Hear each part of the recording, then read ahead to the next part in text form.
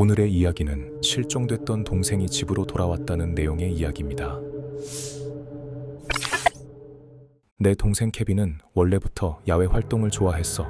물론 케빈은 진짜 이름이 아니야. 혹시 모르니까 가명으로 쓸게. 어렸을 때부터 케빈은 부모님 집 뒤편 숲으로 혼자 들어가 몇 시간씩 돌아다니곤 했어. 자연 속에 있으면 마음이 편안해진다고 했거든. 그런데 몇 달 전부터 케빈의 인생이 완전히 꼬이기 시작했어. 6주 사이에 여자친구와도 헤어지고 직장에서도 해고됐고 살던 아파트에서도 나와야 했어. 결국 다시 일어설 때까지 나와 부모님이 사는 집으로 돌아오게 됐지. 그런 모습을 보는 건 힘들었어. 케빈이 원래부터 무조건 긍정적인 사람은 아니었지만 그래도 예전에는 눈빛 속에 작은 생기 같은 게 있었거든. 그런데 그마저도 완전히 사라져 버렸어. 지난 봄 어느 날 한밤중에 부엌으로 나갔다가 케빈이 식탁에 앉아 있는 걸 봤어. 차갑게 식은 피자 한 조각을 손으로 잘게 뜯고 있었지. 며칠 만에 처음으로 뭔가를 먹으려는 모습이었어. 나는 케빈에게 다시 자연 속으로 나가보는 게 어떻겠냐고 말했어. 가볍게 등산을 하거나 주말 동안 혼자 캠핑을 다녀오는 것도 괜찮을 것 같다고 했지. 요즘 많이 가라앉아 보이는데 밖에 나가 자연 속에서 시간을 보내면 예전의 자신을 되찾는데 도움이 될지도 모른다고 말했어. 그때는 케빈이 내 말을 제대로 듣고 있는지조차 확신할 수 없었어. 그런데 케빈은 피자를 한 입 베어 물더니 내 손을 꼭 잡았어. 그리고 사랑한다고 말한 뒤 다시 자기 방으로 들어갔지. 다음 날 아침 케빈은 부모님에게 에팔레치안 트레이를 종주하겠다고 선언했어. 엄마는 망설였지만 케빈은 자기가 어떤 사람인지 충분히 알고 있다고 했어. 방 안에 틀어박혀 있는 것보다 자신이 가장 편안함을 느끼는 곳으로 나가는 편이 오히려 스트레스가 덜할 거라고 했지. 아빠는 며칠에 한 번씩만 연락한다면 문제 없을 것 같다고 했어. 케빈에게 경험이 없는 것도 아니었거든. 보이스카우트로 시작해 이글 스카우트까지 올라갔고 성인이 된 뒤에도 캠핑을 꾸준히 즐겼으니까. 사람들이 맨날 걷는 길이잖아, 캐슬린. 그렇게 위험한 곳이면 아무도 완주했다고 자랑하지 않겠지. 아빠가 했던 그 말을 아직도 정확히 기억해. 왜 그 말이 그렇게 머릿속에 남았는지는 모르겠어. 아마 아빠가 돌려서나마 허락해준 뒤 케빈의 표정이 아주 조금 밝아졌기 때문인지도 몰라. 그 뒤 2주 동안 우리는 케빈이 필요한 물건을 챙기는 걸 도왔어. 등산 일정도 등록하고 출발 지점인 조지아주로 가는 비행기 표도 샀지. 케빈이 떠나던 날 밤 엄마는 완전히 정신이 없었어. 다 큰 성인인 케빈을 어린애처럼 붙잡고 필요한 물건은 전부 챙겼는지 계속 물었지. 케빈은 필요한 건 다 준비했고 등산로 입구에 도착하면 연락하겠다고 몇 번이나 엄마를 안심시켰어. 지금 돌이켜보면 케빈은 진심으로 들떠 있었어. 무슨 일이 벌어질지 알았다면 절대로 보내지 않았을 거야. 케빈은 약속대로 출발 직전에 전화를 걸어왔어. 가족단체 채팅방에 사진도 한 장 보냈지. 푸른빛과 보랏빛이 섞인 산맥과 울창한 숲을 배경으로 서 있는 사진이었어. 한 손으로 엄지를 들고 특유의 살짝 비뚤어진 미소를 짓고 있었지. 사진 밑에는 이렇게 적혀 있었어. 드디어 도착했다. 다들 사랑해. 신호 잘 잡히면 연락할게. 그 뒤 며칠 동안 케빈은 사진이나 영상을 보내왔어. 대부분 주변 풍경이었지만 가끔은 셀카를 찍어서 생존 신고라는 문구와 함께 보내기도 했지. 그런데 시간이 지날수록 연락 간격이 점점 길어졌어. 하루에 한 번씩 오던 문자가 3일이나 4일에 한 번으로 줄어들었지. 아빠는 산속이라 휴대전화 신호가 잘 잡히지 않아서 그럴 거라고 했어. 충분히 말이 되는 설명이었고 연락이 완전히 끊긴 것도 아니었어. 케빈이 보낸 사진과 짧은 문자들을 종합해보면 이동 속도도 꽤 빨라 보였어. 여행을 시작한 지 한 달 반쯤 됐을 때였어. 우리는 케빈에게서 거의 2주 동안 아무런 연락도 받지 못했다는 걸 깨달았어. 경찰에 연락해서 우리가 알고 있는 정보를 모두 전달했지만 그 정보만으로는 케빈을 실종 상태라고 단정하기 어렵다고 했어. 경찰 입장에서는 케빈이 애초에 연락이 잘 닿지 않는 곳으로 스스로 들어간 거였어. 수색 구조대를 투입하면 수천 달러가 들 수도 있었고 정작 아무 일도 없으면 자원 낭비가 될 수 있다고 했지. 실제로 도움이 필요한 다른 사람이 생길 수도 있었고 등산로를 순찰하는 관리인들에게 케빈의 인상착의를 전달하겠다고 했어. 혹시 케빈을 발견하면 가족에게 연락하라고 전해달라고 했지. 엄마는 크게 화를 냈지만 솔직히 경찰의 입장을 완전히 이해하지 못하는 건 아니었어. 케빈이 숲속에서 아무 문제 없이 지내고 있지 않다는 증거가 우리에게는 전혀 없었으니까. 며칠 뒤 문자가 한 통 도착했어. 노을 사진 한 장과 짧은 문장이 전부였어. 여기는 아무 문제 없어. 그때부터 케빈과의 연락은 이상한 방식으로 굳어졌어. 오랫동안 아무 소식도 없다가 엄마가 정말로 공황 상태에 빠지기 직전에 흐릿한 사진 한 장이 도착했지. 사진에는 늘 이런 식의 평범한 문구가 붙어 있었어. 오늘 이거 봤어. 혹은 다 같이 왔으면 좋았을 텐데.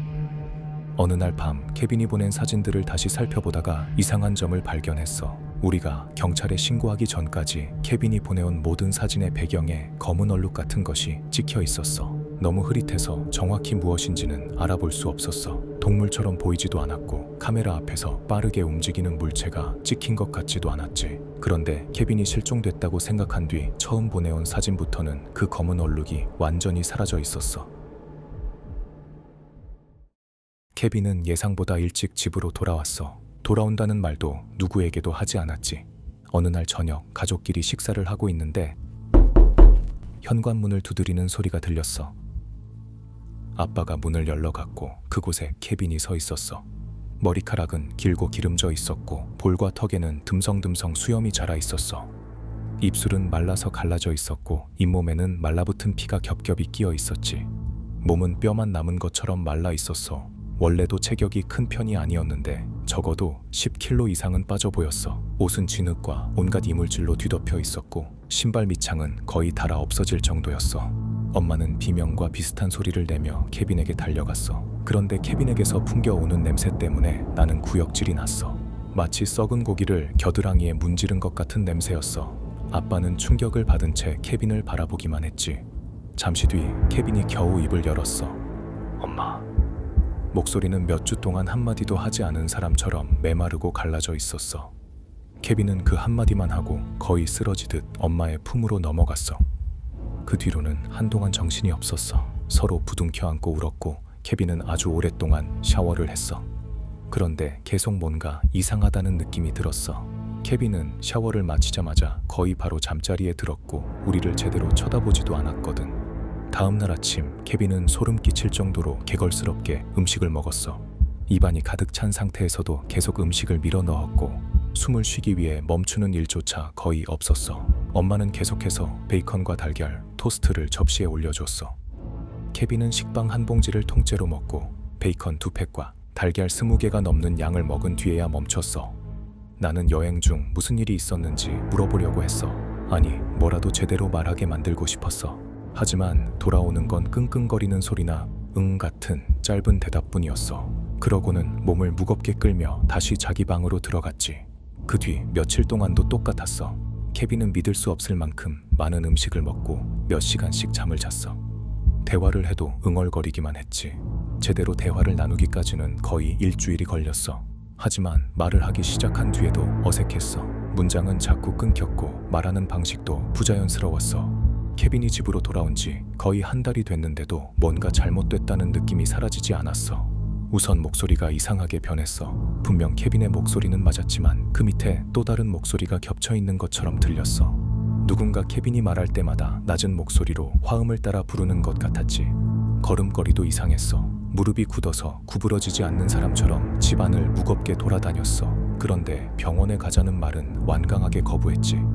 가장 끔찍한 건 냄새였어. 아무리 자주, 아무리 오랫동안 씻어도 죽은 것 같은 악취가 사라지지 않았어. 숲속에서 몇 주 동안 혼자 지냈기 때문이라고 생각했다면 다른 이상한 점들도 어떻게든 넘길 수 있었을 거야.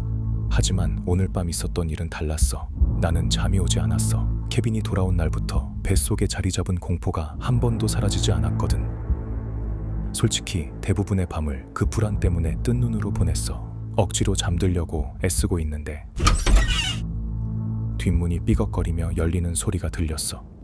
나는 침실에서 조용히 나와 복도를 따라 걸어갔어. 그 위치에서는 부엌과 부엌 창문 너머에 뒷마당까지 볼 수 있었어.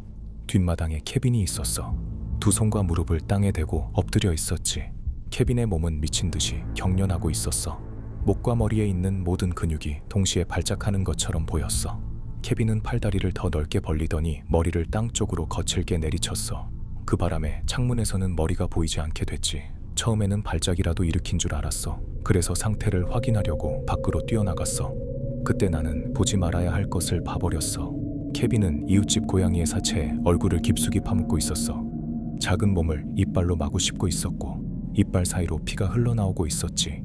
고양이는 적어도 하루 이상 죽어 있었던 것 같아. 몸은 부풀어 있었고 눈은 흐리고 탁했어.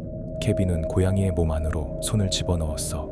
그러더니 근육과 힘줄을 조각조각 뜯어내 엄마가 해준 음식을 먹을 때와 똑같은 모습으로 소리를 내며 빨아먹었어. 케빈은 엄지손가락으로 고양이의 두개골을 눌렀어. 눈알 하나가 튀어나왔고 케빈은 그것을 포도알처럼 입안으로 던져 넣었어. 나는 도망쳤어. 집 안으로 뛰어들어와 뒷문을 잠갔지. 내 방으로 돌아가려던 순간 그 냄새가 다시 코를 찔렀어. 케빈의 몸에서 계속 풍겨나오던 그 끔찍한 냄새였어. 나는 케빈의 방문을 열고 조심스럽게 안으로 들어갔어. 침구 안에는 썩어가는 동물들의 사체가 20마리 정도 숨겨져 있었어. 토끼, 쥐, 다람쥐 같은 것들이었지. 나는 부모님 방으로 달려가 깨우려고 했어. 내가 본 것을 말하고 누군가에게 신고해야 한다고 말하려고 했지. 그런데 몸을 돌리는 순간 부엌 창문에 케빈이 보였어. 온몸이 피로 흠뻑 젖어 있었어. 케빈은 유리창 너머에서 나를 똑바로 바라보고 있었지. 머리는 인간이라면 불가능할 정도로 옆으로 기울어져 있었고 목뼈가 피부 밑으로 금방이라도 튀어나올 것처럼 팽팽하게 당겨져 있었어. 케빈이 갑자기 창문을 향해 달려들었고 나는 비명을 질렀어. 그제야 부모님이 잠에서 깼어. 부모님은 내가 복대 주저앉아 울면서 땀을 흘리고 공포에 질려 떨고 있는 모습을 발견했지. 나는 내가 본 것을 전부 말했어. 아빠는 밖으로 뛰어나갔어. 케빈을 붙잡으려 했던 건지 설득하려 했던 건지 정확히 무엇을 하려 했는지는 모르겠어. 하지만 상관없었어. 케빈은 이미 사라진 뒤였으니까. 우리는 경찰에 신고했어. 경찰은 케빈이 심각한 정신적 위기를 겪은 것 같다고 말했어. 숲에서 어떤 기생충에 감염됐고 그 기생충이 뇌에 화학작용에 영향을 주고 있을 가능성도 있다고 했지. 하지만 나는 그들이 틀렸다는 걸 알아. 그게 무엇이든 내 동생은 아니야. 내 동생은 에팔레치안 트레일로 떠난 뒤 다시는 돌아오지 않았어. 사진 속에 찍혀있던 검은 얼룩이 케빈을 사냥하던 무언가였다고 생각해. 그리고 결국 그 사냥은 성공했어. 그것이 내 동생을 죽였고 어떤 방법으로든 동생의 몸만 집으로 돌아온 거야. 내 동생은 사라졌어. 그런데도 나는 그게 다시 돌아올까봐 두려워.